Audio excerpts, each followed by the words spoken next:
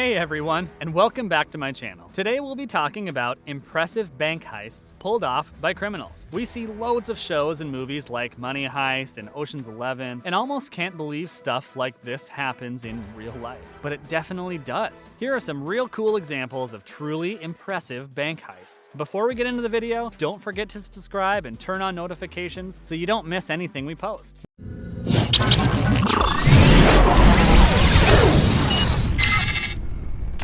Let's get straight into the video with bank heist number 1, the West Hartford Wells Fargo. This heist took place in a small city in Connecticut in 1983. The heist was carried out by a group of guerrilla soldiers known as Los Meseteros, who were hoping for Puerto Rico to become an independent nation. They robbed a Wells Fargo bank and managed to collect around $7 million, which would be at least double in value today. The group sent most of the money to poor communities in Puerto Rico and hid around Cuba and America. Despite their efforts, the FBI only managed to recover about $80,000. Pretty awesome that they tried to use the money for a good cause at least. Now on to number 2, United California bank robbery. This is one of the largest bank robberies in history to this day. Taking place in March of 1972, the heist was led by professional burglar Emil Dincio, accompanied by his brother, brother-in-law, and nephews, a family affair. The team managed to get over $30 million in money and valuables that evening,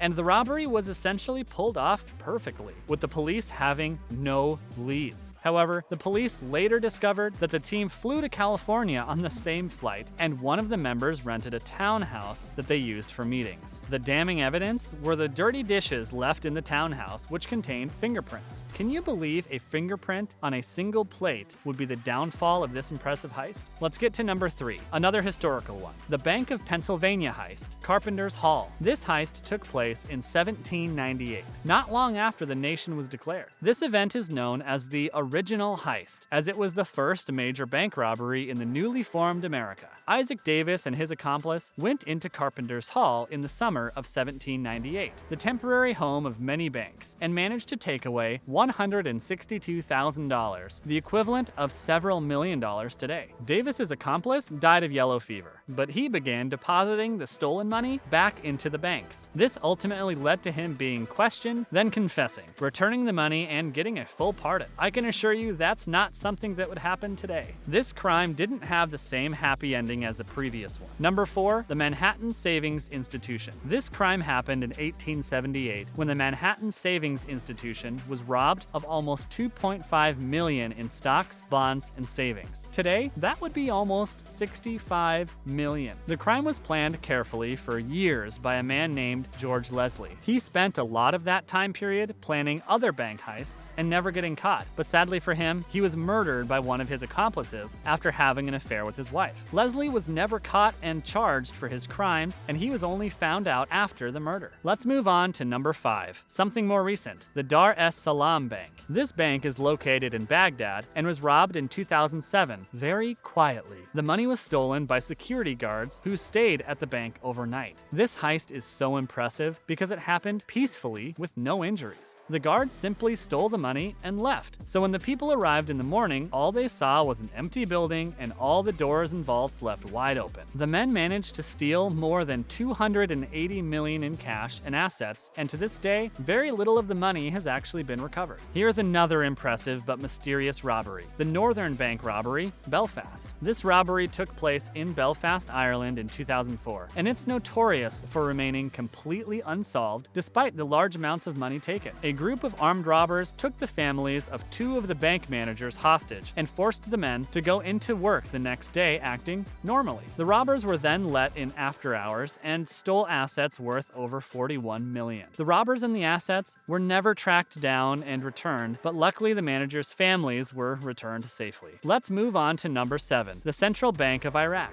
This heist was made possible by Saddam Hussein, ruler of Iraq in 2003. He signed a note making this heist possible, so the people who went into the banks and stole the money wore no masks. This was all done in plain sight. Hussein told his son Qusay to take nearly $1 billion from the Central Bank of Iraq in anticipation of the war approaching. His son took boxes of $100 bills, which were stamped with the words security money. It took nearly 5 hours to load the money into the trucks, with little disturbance. Qusay was later killed by the US military in a fight, but the location of the money still remains unknown. Technically, no laws were broken, as Hussein was a ruler at this time, but the case is still incredibly corrupt and considered a robbery. Here's another impressive heist that took loads of assets: the Knightsbridge security deposit. This took place in 1987 in Knightsbridge, London. The security deposit was known to have many famous clients, meaning the assets would most likely be very valuable. The heist was led by a famous Italian criminal, Valerio Vecchei, after he threatened the manager and staff with handguns. Once getting in, he called his team for backup and they ransacked the place, collecting over $200 million in cash, jewelry, and other assets. Vecchei originally got away from this well-executed crime, but was later caught when he returned to Italy to collect his Ferrari. I mean, with all that cash, couldn't he just have bought a new one? Let's move on to number 9, the Great Train Robbery. This was another huge story in England in 1963. 16 robbers stopped a train called the Night Flyer, carrying high-value banknotes to London. Many banks were impacted by this heist, committed by a man called Bruce Reynolds. The robbers rigged one of the stops to make sure that the train stopped at the time they would be there, and boarded the train. They attacked staff in the high-value carriage and stole $74 million worth of assets. The strangest part is, staff on other carriages had no idea this was happening until they found the engine and 2 carriages were missing. Many of the team left the country after the heist, but all 16 men were eventually tracked down, put on trial, and sent to prison. This next case will truly impress you. Number 10, the Banco Central Heist. This 2006 Brazilian heist took a load of planning. The robbers actually purchased an office space next to the bank and posed as a landscaping company. A perfect way to get soil and materials to build a tunnel. Yes, a tunnel below the bank. The tunnel spanned over 250 feet and connected to lighting and air conditioning so that they could rob in ease and comfort. The tunnel took 3 months to make, but it was clear from the beginning that they had a really well thought out plan. From the heist, the robbers were able to steal almost $70 million.